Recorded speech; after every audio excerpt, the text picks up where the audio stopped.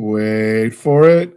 Wait for it, and we're live. Hey, all you crazy sci-fi and fantasy fans. It's time for your daily dose of shenanigans over here at the Blasters and Blades podcast. Just a couple of nerdy veterans, one chief shenanigator, and one stabby chaos coordinator geeking out over our science fiction passions and fantastical fantasies.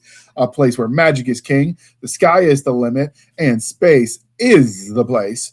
We are the podcast that puts the fun in dysfunction. So without further ado, we're going to let our guest, Miss Melanie Deer, introduce herself to our listeners and viewers at home. Hi, I'm Melanie Deer. I am the author of the series War of Legends. Ancient Gifts is out now. Book 2 will be coming out soon. I have been writing in fantasy for a very long time, but this is my first publication. I live in Arizona. And I, as my day job, work in an archaeological repository. So a little fun fact about me. Nice. The for Arizona, what part of Arizona are you at? If you're comfortable saying. Yeah, I'm in the Phoenix area, the Phoenix Metro. One of the guys that I used to write with is from Prescott, Arizona. Yeah, that's a little further away from me. So yeah, it's the only place in Arizona I know though. So I'd be like, oh, I know that one place at least. That one place.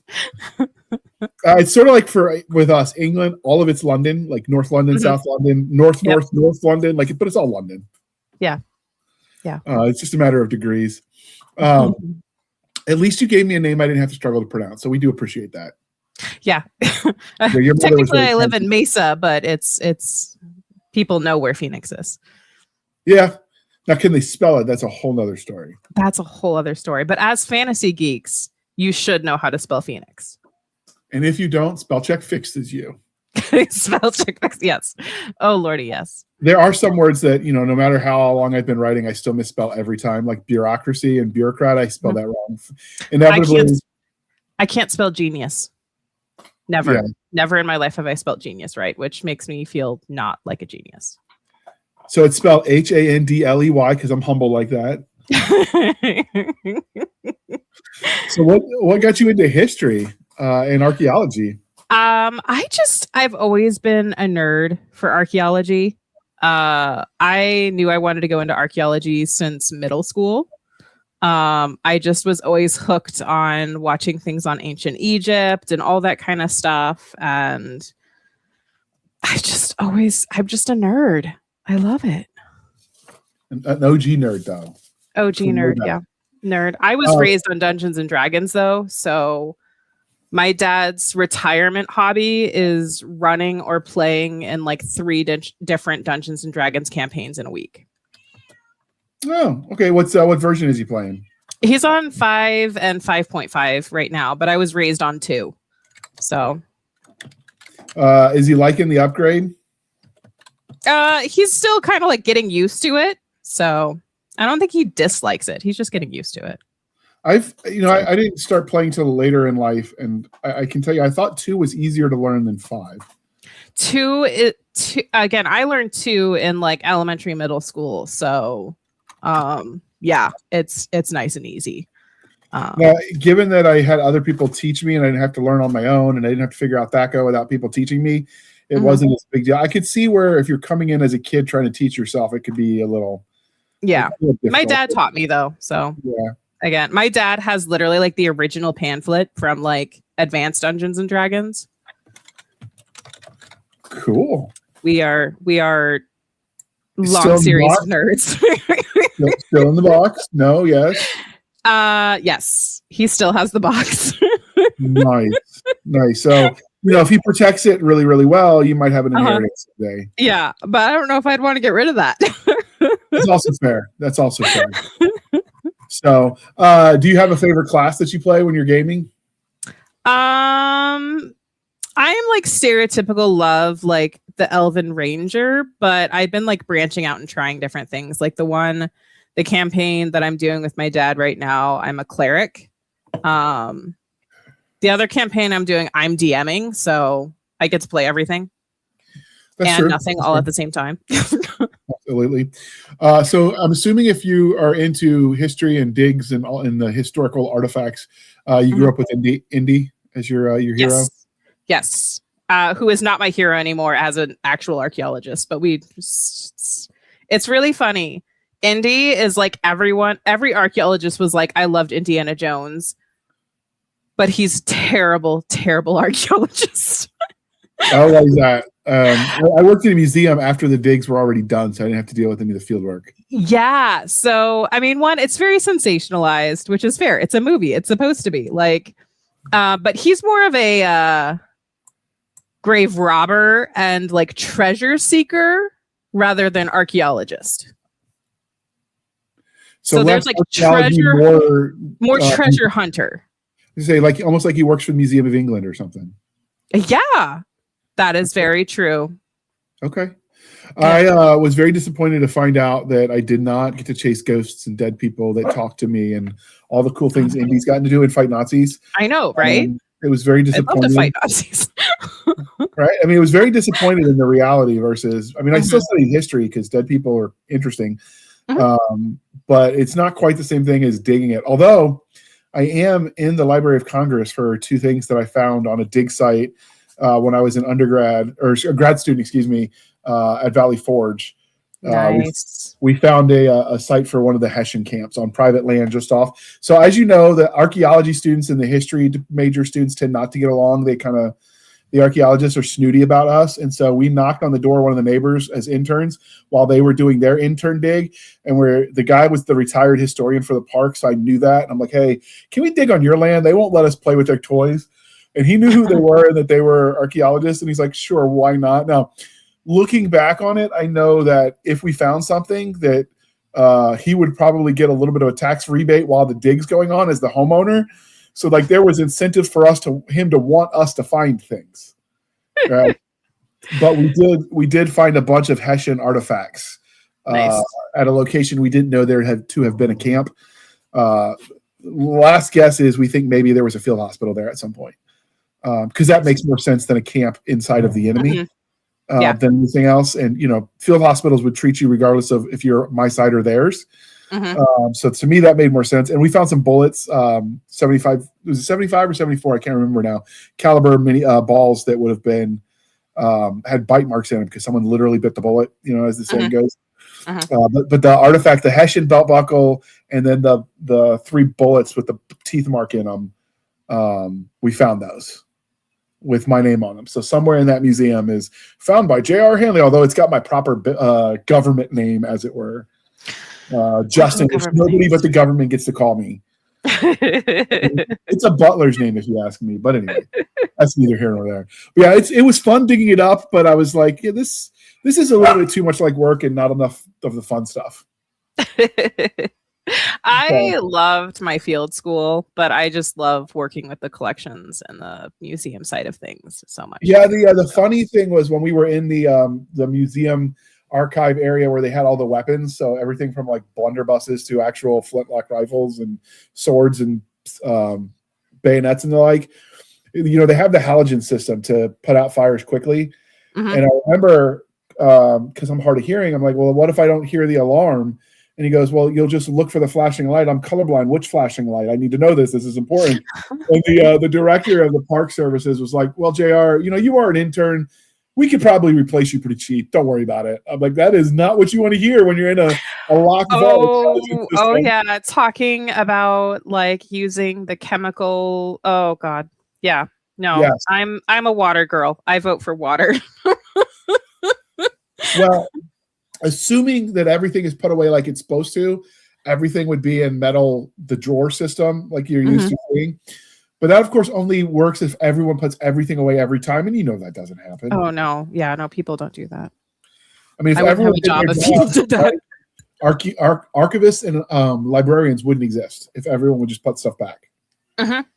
Yeah. Or filled out the paperwork or did any of their job. Or put it in the right place even, because that's another problem we ran into. They couldn't find things, and they're like, oh, my God, it was stolen. I'm like, no, idiot, just put it in the 3 drawers over. Yeah, so I'm the collections manager, so I'm actually like I don't do like budgetary stuff, but I'm in charge of the day-to-day with all of the collections, like all of it. And when we started getting a lot of new staff members when I first started at the one I'm in, and there were people who were not tracking where they were putting boxes. They would just pull them and put them wherever they wanted. And I did one of those like I had to ask one of my coworkers if I was being passive aggressive or just aggressive. I mean, it's a useful. Have you thought about writing about archaeologists in like a fantasy sci-fi setting? I actually have an idea that got really good for a while, but I need to finish this series first. Yeah. So the idea is this archaeologist. She has like a co-project lead. So there's 2 archaeologists working on this site, but she has this ability where if she touches an item, she gets dreams of what actually happened to it. Oh, cool. And then what happens is, based on the archaeological record, her partner comes up with a theory about how a situation was, but her dream actually shows her something else that could also logically happen, but she's like missing a key part because the archaeological record isn't perfect. And she has to like figure out how to prove that her partner is wrong without just going, I had a dream about it. Yeah. The my idea was, the Fermi paradox is, of course, the sci-fi question of, given the mathematical probabilities and there are so many worlds, like why haven't we found proof of alien life? Now, anybody who works in science realizes that absence of proof is not proof to the contrary. Just because we can't prove a thing. I mean, look at how much stuff we've developed in our lifetime. In I think it was the mid 90s, they found that Denisovian person buried in the Everglades in Florida. It was significant because it had been so well preserved. We could see the colors on their garments. It wasn't all like one muted color.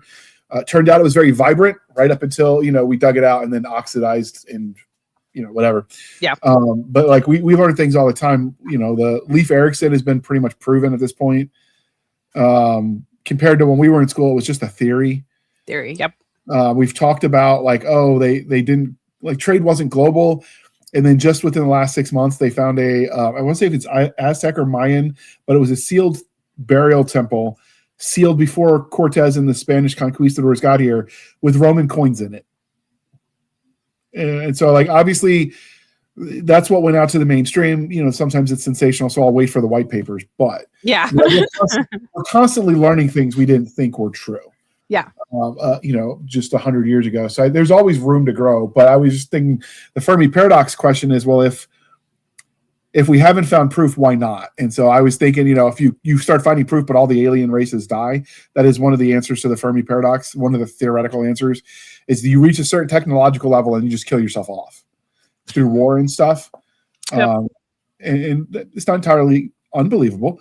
And so the idea would be the archaeologist on like xenoarchaeology, essentially. Yeah.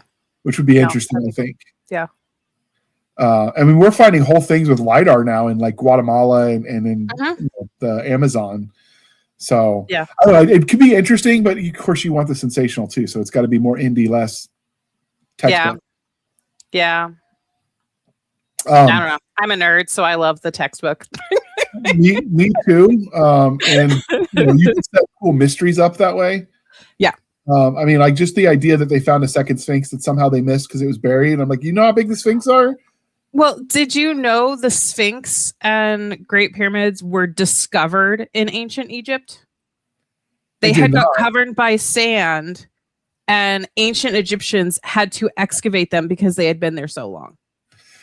I know that the Mesopotamian region is known as the region of the world with the most roads, not because it has the most population, because every time a sandstorm buries them, it's just cheaper to build another road than it is to dig them out. Because when we were in Iraq in 2005, a sandstorm came through and exposed Roman roads. Oh, wow. Which is kind of cool. And then in that same sandstorm, we found weapons caches from World War I. They were British weapons in Iraq sovereign territory because they were a sovereign nation at that point, found by Americans. And so, of course, all three nations are like, no, it's mine, because there are crates of World War I weapons still in pristine condition because they were preserved. And whatever there's a chemical coating they put around them back then to protect the weapons, and it was still intact. And it's relatively dry, so it's not like rust or anything. Yeah. So they were as new as when they rolled off the factory floor. And to collectors, I mean, if you release them slowly, you can make a lot of money. If you flood the market, you can tank the market. Yeah. But either way, how cool would that be to have one that was like, That would have been just cool. We thought about acquiring some of them, but unfortunately, our whole chain of command had this thing about scruples and stealing, and told us we didn't work for the British Museum, so we couldn't keep what we found. No sense of humor, those people. Rude. Right? I mean, I did think about it. I'm not gonna lie. I probably wouldn't because I'm too pretty for jail. But like, I did look at them. I'm like, I mean, we could just scratch off 4 crates becomes 3, and I mean, who would know? But we didn't, of course, because we're upstanding individuals. Yeah. But yeah, I think that could be an interesting concept, like the whole dead alien society kind of thing. I think it's a fun trope to play with. Mm-hmm. And it's really popular right now with like I found a spaceship buried in my backyard because reasons. I don't know what the equivalent would be in a fantasy world, though. Yeah. If there is one for where you can make archaeology the point. I mean, if you could do second world, but modern, okay, then it's basically Earth with extra ruffles and feathers. But like from maybe you're investigating magical race, it could be an interesting concept. Mm-hmm. And I'm enough of a nerd that I'd go for it. I actually am also in the record from when I was giving tours, and I realized working for the Park Services, people, if you have the badge of authority, shall we say, from the museum head, they believe anything you tell them. So we were doing a tour of the house that Washington stayed in, the Summer Valley Forge, with his wife and his aides. And they kept very detailed records about what they found, because back then it was worse to be thought of as a traitor. I mean, as a thief, you stole from the homeowners than it would have been to just be a traitor to the crown, should they have lost. Because you might not have hung for the traitor, but horse thieves hang every time. And so they kept very detailed records. And we've used that, of course, to rebuild anywhere he stayed, anywhere they stayed during the war. We know exactly what was in there. So we tell the guests, it's either what was literally in the house when he stayed, a piece that was made back then and was like the one that was there, or it's a historic reproduction, except for one part of the house. And we're kind of engaging them and participating. And of course, the answer is the floors, because it's a high traffic area because we block the rooms off, but the main floors are, everyone's tramping through hundreds of thousands a year. And the Park Service actually employs people to like repair and remake with historic tools, so you don't lose the effect. And of course, the guy was like, "Oh, it's the floors," and I'm like, "Great, he gets it. Why?" He's like, "Because they have nails. They didn't have nails back then." And so, without like taking a moment to think about what I was going to say, I opened my mouth and inserted my foot, and I'm like, "So they glued Jesus to the cross?" And of course, he did not like that. He was getting laughed at. I felt bad for like half a minute, but then he wrote his congressman. So now I'm in the congressional inquiry letter for circa 2006 for that little oopsie. Like, my boss was not happy with me because he had to deal with it, but every other park ranger that's had to deal with idiots like that were like, "I wish I could have said that, JR." that's bold. You learn to both love and hate humanity when you work retail. And giving tours like that's a form of retail, essentially. You're selling the experience. So public facing. Yeah, and so the funny thing was the congressional aide was whoever would have been one of the senators from Ohio in 2006. I don't know that it matters, but when he was given the tour and I told him what happened, he's like, "Let me get this straight. I'm here because my constituents is a moron." And I'm like, "Pretty much." He's like, "Well, what do we do about this? Elections are coming up." And I'm like, "Well, this is my last day of my internship. You could fire me the day after. As long as I get the credit, I don't care." Because as interns, you pay for the privilege. You're paying them to do the work. Well, you're paying the school. And he's like, "Okay, so your last day is Friday. Saturday, we are firing you." I'm like, "Roger."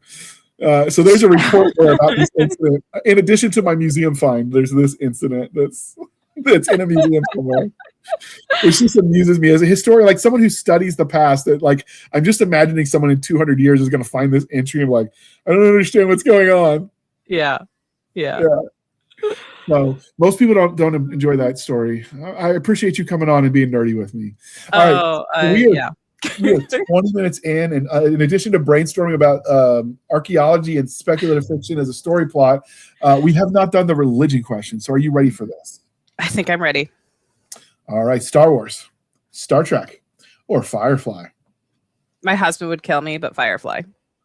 Excellent answer. Actually, Why I would don't you think not he would kill me. He'd be between Star Wars and Firefly, but I'm Firefly all the way. Okay, that's an acceptable answer. What is it about Firefly that speaks to you so much? I don't know. I really don't know. I feel like I bond with the people.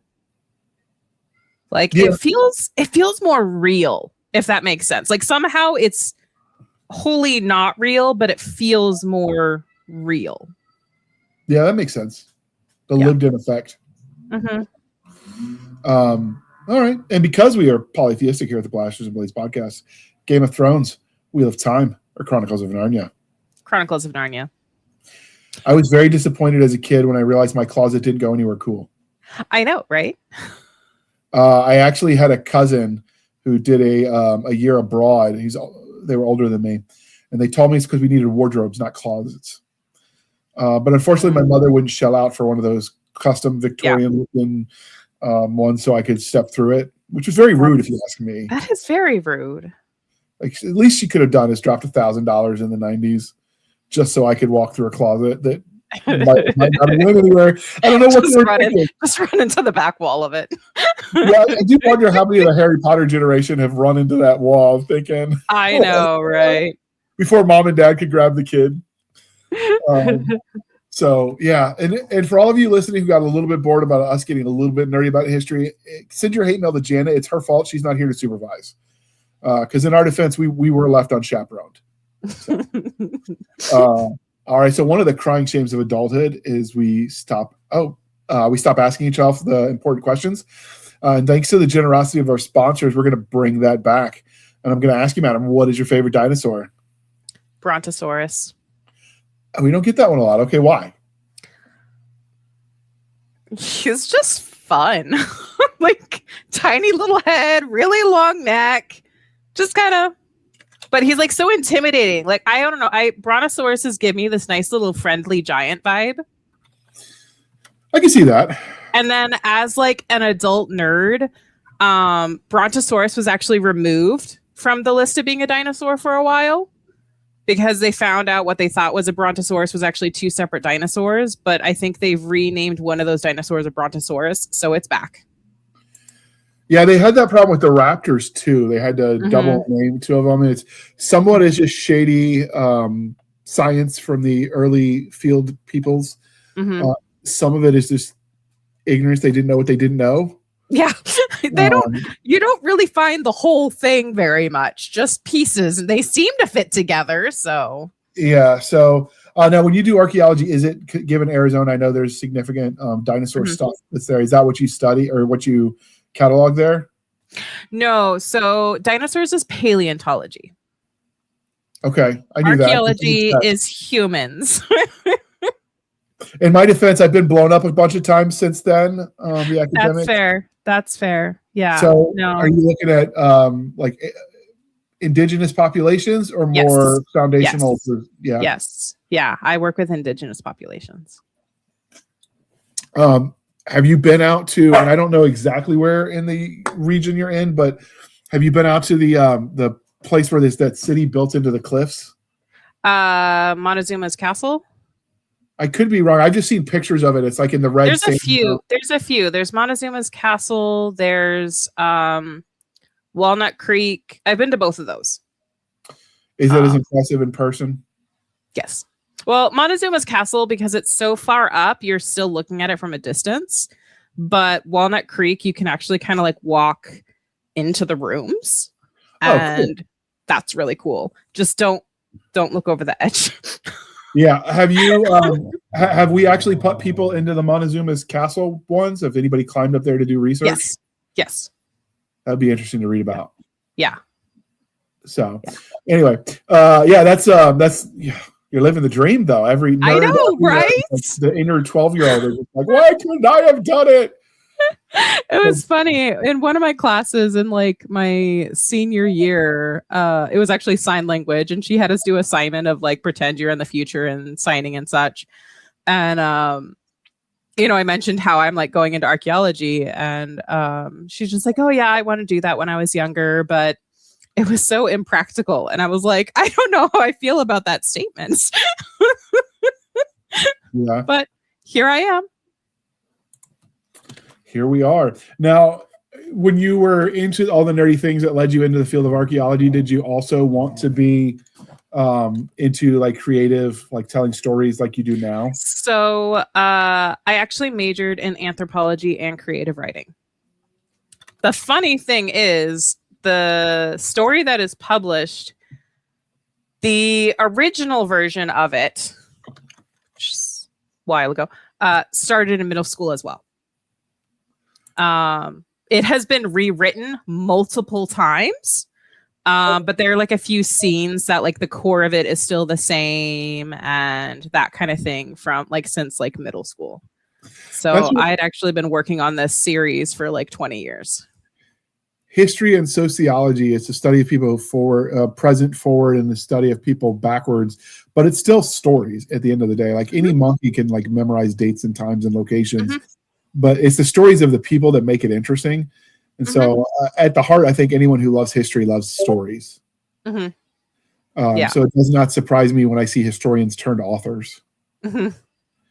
So what made you decide to set this one? You know what? We'll circle back to that one because this is that's going to be the main part of the book. But so we are civilized human beings here at the Blasters and Blades podcast. We are no longer knuckle dragging troglodytes. So coffee or tea, and how do you take it? Tea all the way. And I usually do iced tea because here in Arizona it's hot. But I don't have anything against hot tea. I just typically drink iced because it's hot. Now, what kind of tea for your iced? I'm a snob and do loose leaf tea. Absolutely. You get the medicinal benefits that way.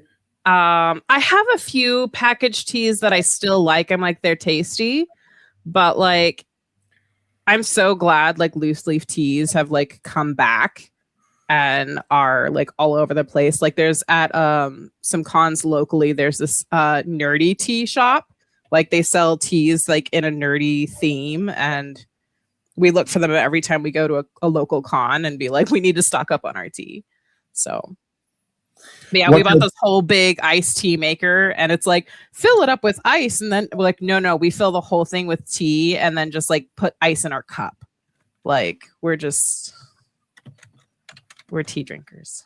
Black tea, herbal teas, mix. It's a mix. My very favorite tea is chocolate covered strawberry, though. Oh. And it is a pu'er. Again, I'm a tea nerd. Okay. Do you prefer the tea like kettle cooked and then cooled, or do you like kettle cooked? Cooked on the stove like heat source, or do you prefer sun teas? I prefer heat, just because it's easy. We've done a couple cold brews every once in a while. It's not, like some of them are okay. It's just okay, I just need to make this and stuff it in the fridge. But ours are mostly based out of convenience. Yeah, the problem with the cold brew ones like you're talking about is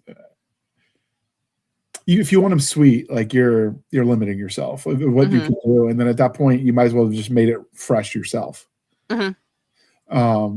Unfortunately, when you make tea like that, like if you make it sweet enough, I like it. My diet does not like it back. So I have to cut back a little bit. Have you tried tea with German rock sugar? It's my new thing. No.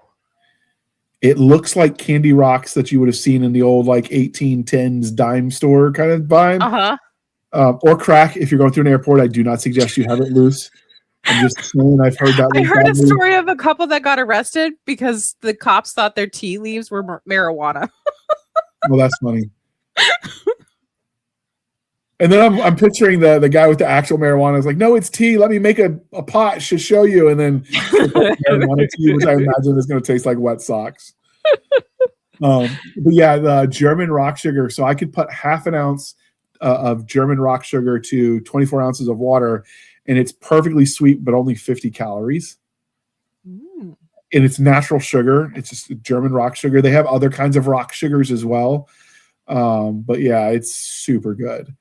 My German grandmother put me onto that one, and it's like I put that one in peppermint or apple cinnamon teas. Mm-hmm. Oh goodness. I have found that like drinking hot beverages is part of my writing ritual, but I can't always afford the calories going to, adding that 7 ounces of milk to my pot of coffee. I mean, it's only 100 calories, but 100 versus 50, that's still a trade-off. Yep. Means I can get 2 cups instead of 1. Mm-hmm. So, but yeah, it's really good if you like tea. We've talked about it before, so I won't belabor the point, but do you incorporate, when you're doing, generically speaking, your love of tea into your writing? There is a joke in the second book that actually kind of comes from tea, but is also my husband's fault. There is a species in my book that cannot digest alcohol well, so they drink tea. And they live for a really long time, so they've perfected tea. So it's just kind of a little running joke throughout the series after they show up, that they drink tea. Do you have to have at least one in there where someone says Earl Grey hot? then like pinky out because civil. Just for reasons. I don't know. Earl Grey is not very good. No, I don't mind black tea, but yeah, I'm not a breakfast tea fan either. So, all right, we're gonna pause for a moment while we shamelessly show for the man, and then we're gonna dive into the book because I got questions. All right. From darkness to destiny, Layla awaits. Blinded by fate, Eric awakens to a new life on a remote farm, cared for by the enigmatic mute Layla. As secrets unravel and adventures call, can love conquer the shadows? This gripping fantasy, unearthed from antiquity, delivers pulse-pounding action, divine interventions, and timeless themes of worth and courage. Layla, available on Amazon. Ignite your imagination today. All right, thank you for sticking with us through that commercial interlude, and with that, we are back. So, we're obviously here to talk to you about your story, War of Legends, Ancient Gifts. Is there anything with this one, like where did the idea come from, I guess what I'm saying? Because you said you've been working on it for a while. Yeah, so it's kind of a silly, stupid little story. So I grew up in Texas, and I was going to a summer camp between 6th and 7th grade. And the camp was called The Pines because it was in a pine forest. And me being the nerdy kid I am, who was raised on Dungeons and Dragons and has always been into fantasy, went, oh, this would be a really fun place to write a story about an elf. So I go to the camp and, in some downtime, I'm writing my little story. Then go home and just set the journal off to the side and never look at it for a long time. And then the next summer, between 7th and 8th grade, I go back to the Pines and I go, hey, I was writing this story. I wonder about it. And so I picked it up and I read it. I'm like, this isn't that bad. And I just kept writing. I just kept writing. I'm still writing it. It just kept going. It turned from 1 book into 3 books and then went through a massive rewrite, and is now going to be 5 books. That is one hell of a rewrite. Well, I actually wrote book 1 and 2 in its completion, and then I had to change point of view. So book 2 and half of book 1 were thrown out. Okay. That is, what made you decide to throw it out? Did the story just change that much? The story just changed that much. It is, I honestly think it's way better now. So okay. I'm in love with it. It's my happy place. Okay. If it's your happy place, it's your happy place. Who's going to argue with happy? I hope it's other people's happy places now too. So. Okay. is this a like for the parents listening? Because the cover looks like it's a younger person. So, what would the rating be if someone wanted to say, as a parent yourself, when is this book appropriate for my kid? I would say PG-13. Okay. The it's more new adult, so they're like in their early 20s. So it's not quite stereotypical young adult, but a lot of young adults could read it, if that makes sense. It's not like themed of young adult, but it's approachable. Okay. Yeah, I don't do explicit content or anything like that. So yeah. Okay. So what can you tell us if you were going to give us an elevator pitch for the series, and specifically book one? What would you describe it as? So my elevator pitch, it's been described as a cozy Tolkien. So it has like the action, adventure, grand stakes, all that kind of stuff, like your typical epic fantasies. But it's an easy read. And one of my beta readers was saying like she can't explain it, but she just feels happy and hopeful when she reads it. So that's kind of where it's that little slightly coziness to it. It starts off with the two main characters. They both have elven heritage, but they find themselves living in a human town with like no memories of they're like 7 and 5 when they appear in these towns, but they don't know anything from before then. Even when they're found, they like, I don't know anything beyond today. And once they're adults, they start having like things creep into their life that they're suddenly realizing like they're destined for legends and prophecies and all that kind of stuff. And so they have to go from being orphans to leading armies. And that is just book one. Okay.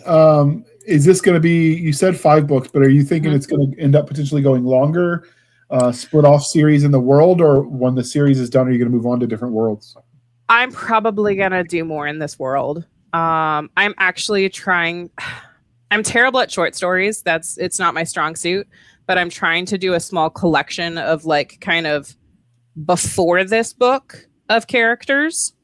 So kind of little mini background snippets of parts of their life, and have a little collection of short stories like that.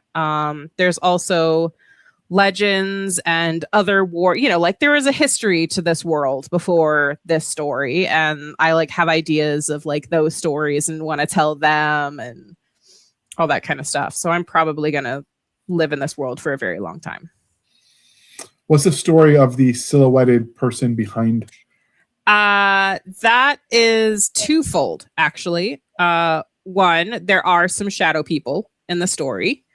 And then also the main enemy of book one does not really get revealed till the end. Okay. What you mentioned this is fantasy, so we have to ask is the magic overt in this world, or is it hidden? It's overt. And what kind of like fantasy races or creatures could we expect? So traditional high fantasy, epic fantasy, we got elves, wizards. I do an interesting thing with wizards and sorcerers. They're actually different races, and wizards have just a natural ability to cast spells. Like they don't have to, like they just practice and they got it down. Well, sorcerers require an incantation and a magical item to push their magic through. But you have elves. Humans do not have any magical ability. They're just nothing. I do have dwarves. They're not a huge part of it, but there's dwarves. There's 2 planes. So those are the main ones on this plane, but you have dragons, you have phoenixes, shadow people. So is there a map in this book? Oh yeah. I'm not sure Actually, when I go to like events to sell, I actually have a really fancy map printed out that people can buy so they can like hang it on their wall. Okay, now is that something you designed yourself with like ink on it or any of those other programs? I hired someone because I cannot draw worth anything to so I commissioned out the artwork of the map. But I kind of was telling her where to put things. She just made it pretty. Yeah. So, because I can't draw. Don't ask me to draw. Yeah, me either. I made it to stick figures and not much farther. So, is this you mentioned there are two of them. So, is this one person telling the story or dual? It's dual. It's dual. And is it third person or is it first person head hopping? Close third. Close third. I'm trying to use simplified terms to the listeners who might not, study. Yeah. So close third is like the not inside their head, but some of the phrasing is slightly inside their head, like internal monologue, that sort of thing. Yeah, internal monologue, but they don't say I. Right. In this story, do you explain in book one why they don't have their memories, or is that an ongoing plot point? That's an ongoing plot point. Okay. Would you say this is a very hopeful story, or is this the take on the sort of more nihilistic approach that we see in modern fantasy? It's hopeful. Don't get me wrong. There's dark things. Bad guys do bad things. But it is, as I've been describing, a traditional epic fantasy, what I grew up with, where there's going to be a happy ending. You're not going to regret rooting for the good guys. You're going to enjoy being in that world. You're not going to be like, there's a reason I didn't pick Game of Thrones. It's not going to be like, I'm depressed enough in this world, I don't want to be depressed in another world. That's right. I want there to be a light at the end of the tunnel that isn't a train about to run me over. Yeah, no, and that's exactly what it is. I mean, yeah, there's twists and turns. I love twists, turns, all that kind of stuff. But and like I said, you can't have an epic fantasy, especially that goes for 5 books, without bad things happening. And you go, oh no, how are they going to get past this? But they're going to. You're like, I don't know how, but I got faith that this is going to work out. Okay. With the point of view characters, is there a romantic interest between the two of them, or is it just there is. It's kind of a background thing. So also the way someone described it is, she's like, I'm so glad there's a healthy relationship. So they communicate, and it has an impact on the story simply because they are in love. And as someone who is married and happily married, I know that affects my life. We're there for each other. We help each other through.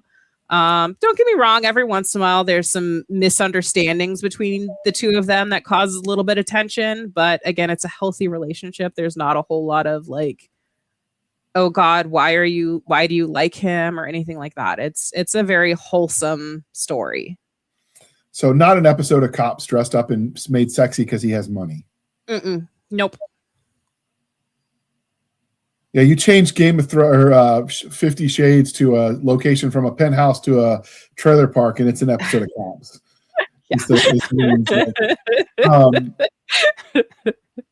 Okay, now are they both of the same fantasy race, or is there a clash of cultures romantically too that you sometimes see in fantasy?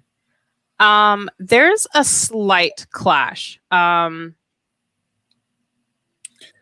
Because you said elves, but elves could be dark elves, forest elves, like So you find this out in like chapter 2, so I'm comfortable sharing it. The main male character Aaron is half elf, and the main female character Catherine is an elf. and there's a lot of tension between elves and humans in the kingdom they're in. And Aaron has an abnormality where he has rounded ears. So for the longest time, she thinks he's human. Awkward. But she's having to hide the fact that she's an elf because they are so despised in the city she's living in. But she has no family and she thinks he's human. So she has like this internal struggle, like, oh my God, is this even possible? So. Do you like elves? I'm generally team dwarf. I think elves are generally jerks. I am team elf. I'm sorry. I'm a girl that grew up with Tolkien. What do you expect? All right, where's the end button? Let's cancel this podcast. So don't get me wrong. Now, like, you know, I definitely love me a dwarf every once in a while, but I draw the line at bearded female dwarfs because that's just silly. That is all elf propaganda.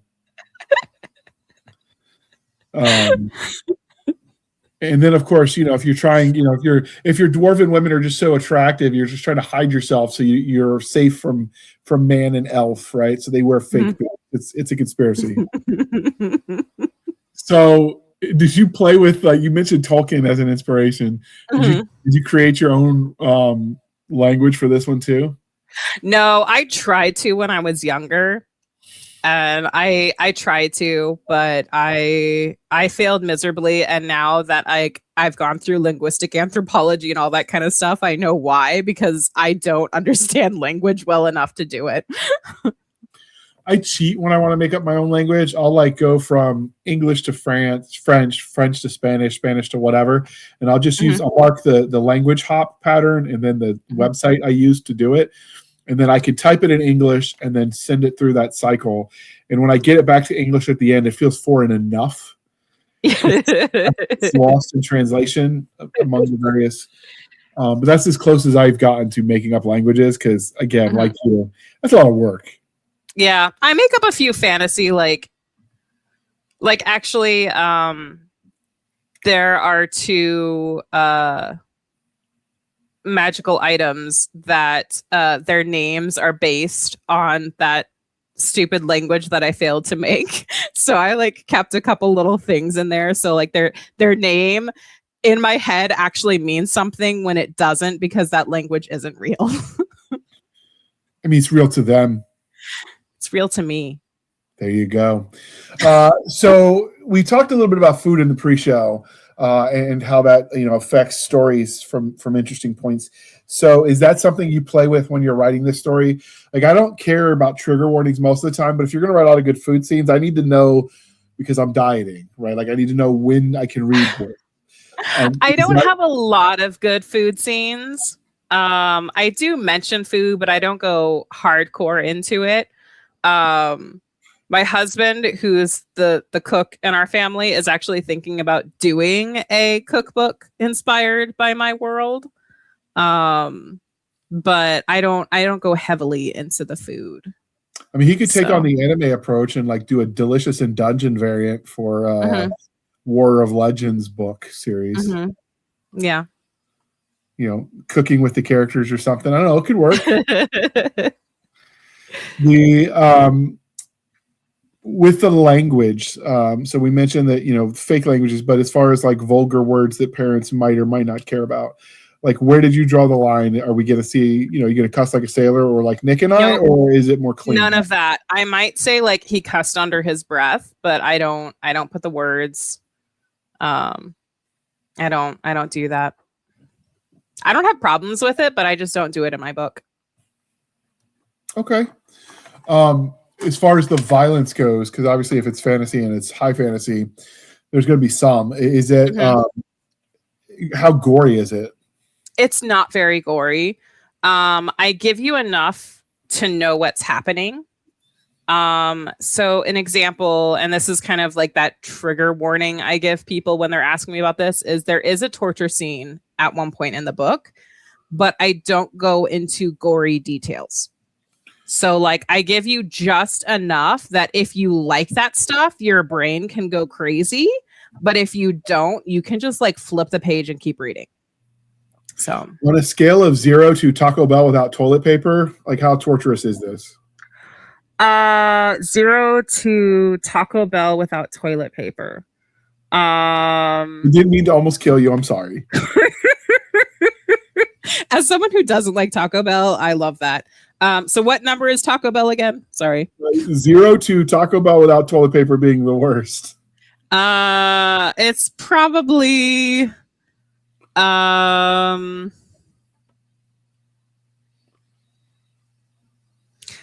would say I'm trying to figure out the equivalent. I'm trying to be creative and I just can't do it. So like a 3 or a 4. Okay. Yeah. There's in book 2, there's one scene I'm a little worried might go a little bit further than that, but it's not too bad. Pretty much it's one of those, if you can handle Lord of the Rings, especially watching the movie, you're good. Okay, so right now there are ebooks and obviously the paperback available. Is this going to come out in audiobook at some point in the future? It is actively being recorded right now. Oh, cool. We had a few hiccups in the process, so it's past when it was supposed to be finished. But it is actively, like I just reviewed chapter 5 last night. So obviously, if you didn't know, dear listener, this is her second titled work. The first one being a short story in one of Jana S. Brown's Opal Kingdom Press anthologies. I think you were in the Sand and... No, I was in the Phoenix. Fun tidbit, my story in there is actually 2 characters that show up in the series. Oh, cool.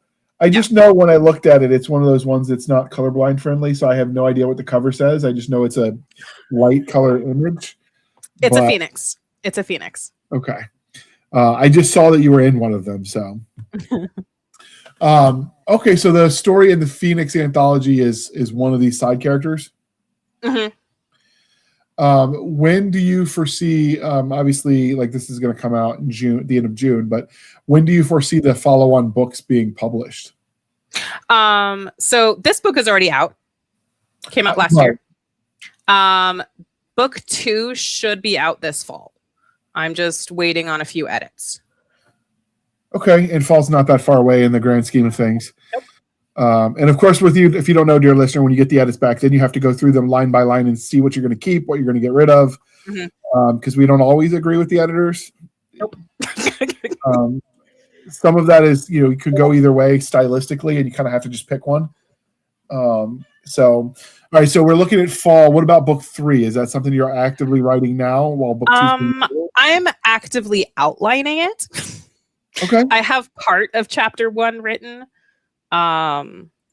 So it might be a couple more years for that one, but it's definitely in process. I have a plan for all 5 books. So I know where the story's ending, all that kind of stuff. I have epic scenes in my brain that I just need to get to. Okay. Now, did you start the series knowing where it was going to end? Mm-mm. Nope. No clue. Okay. How long are these books, for listeners? So book 1 is, I think it's about 300 or 400 pages. Of course, as an author, I now think in numbers of words, and as a reader, I don't understand that. So it's about 75 to 80,000 words, roughly. Yeah. Yep. Okay. All right. And obviously it's fantasy. Would you consider this a YA or like new adults? It's thing as far as classifications, but I don't think that's a category most people recognize. Yeah. So would this fall in the YA category as far as like pacing tropes and stuff like that? Pacing, I would say yes. Tropes, probably not as much. Like there is self-discovery, but it's not really coming of age, if that makes sense. Yeah. You're already a young adult. Yeah. When you expand the series, are you going to stick with the same 2 POVs? No. So book 3 switches to 2 other characters. Okay. 3 and 4 are going to be 2 other characters, and then book 5 is going to be all 4 of them back together. Okay. And with the series, as far as that goes, when you get to the end point, are you going to tell more stories in the universe for different series, do you think? Potentially? Probably, but it'll probably be like completely different people at like Right. completely different times. Like there's a few wars that are mentioned. I might do like a book of one of those wars or something like that. Or like I said, there's 2 planes. A lot of book 3 and 4 will be on the other plane, but so some other stuff from there might come up in a story or that kind of thing. So What can you tell us about the bad guy without spoilers? what can I tell you about the bad guy?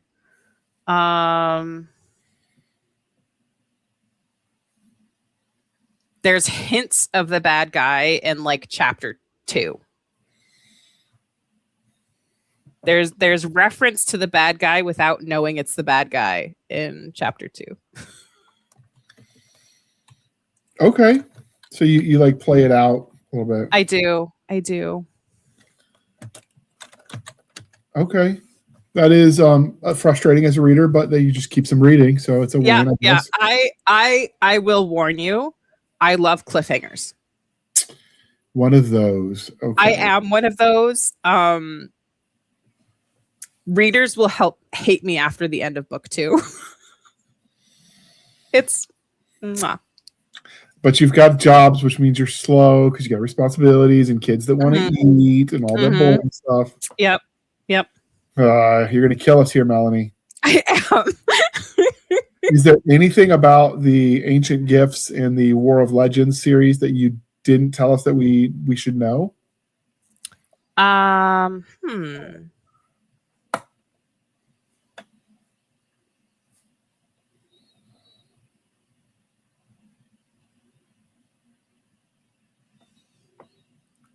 can't think of anything right now. Oh, one fun tidbit about it though. When I was writing in middle school and high school, I had a friend that was so addicted to it, she started writing fanfic of it. Before it was even published? Before it was even published. That's awesome. That's kind of cool. Is that still existing? I don't know. I hadn't talked to her in years. And then when I was finally starting to get this published, I was like, I need to find Jackie. Where is Jackie? How do I find her information? And we've now connected and started talking again. So that is awesome. Did you tell her you finally published it? I did. And she's like, I need it. How do I get it? Nice. She's like, I told you so. Now get to it. All right. So would you live in this world if you could? I would. I 100% would. Is there any section of the world that you'd rather live in than others? Because you've mapped it out. So yeah.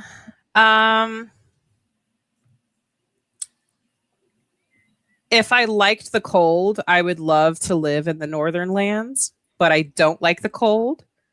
So I'd probably like to live in Soriana because it is Elven. I'm sorry. I know, don't end me here.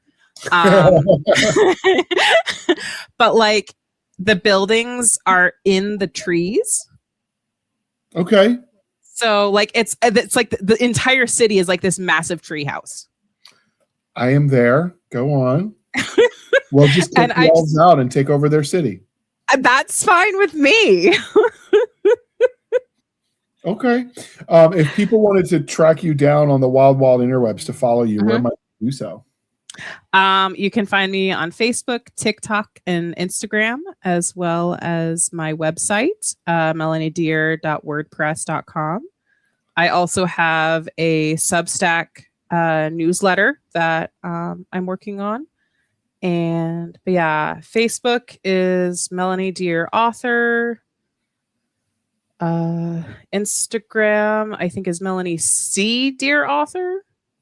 It's either TikTok or Instagram is Melanie C. and the other one's Melanie Deer Author. So I use the same image for all of them, so you can track me. And I do have that on the show notes, so you can check it out there as well. Yeah. Dear listener. All right, so this is the part where I remind you, dear listener, to please be kind and speak your mind on their viewing platforms. Your reviews help the right readers find the right books, so do your part. It really does make a difference. And with that, you can follow us on our Linktree, linktr.ee, Linktree/Blasters and Blades Podcast. Again, Linktree/Blasters and Blades Podcast, where we link to all the things: the BitChute, the Rumble, the YouTube, the TikTok, the Twitters. We've got our Spotify, our Discord, our Substack, our Blasters and Blades Facebook group and Facebook page. You can email us at blastersandbladespodcast@gmail.com. Again, Blasters and Blades Podcast at gmail.com for professional purposes only. People save the shenanigans from Stabby Stab over there on the Instagram, Twitter, and the email. You can support the show by going to buymeacoffee.com/author J.R. Handley. Again, buymeacoffee.com/author J.R. Handley. Be sure to put in the comment sections for the podcast, and I promise that will help go to keeping the lights on. These episodes aren't free to produce, and we appreciate your patronage. And with that, I would like to thank you for spending some of your precious time with us. For my crazy co-hosts, I am J.R. Handley, and this was the Blasters and Blades Podcast.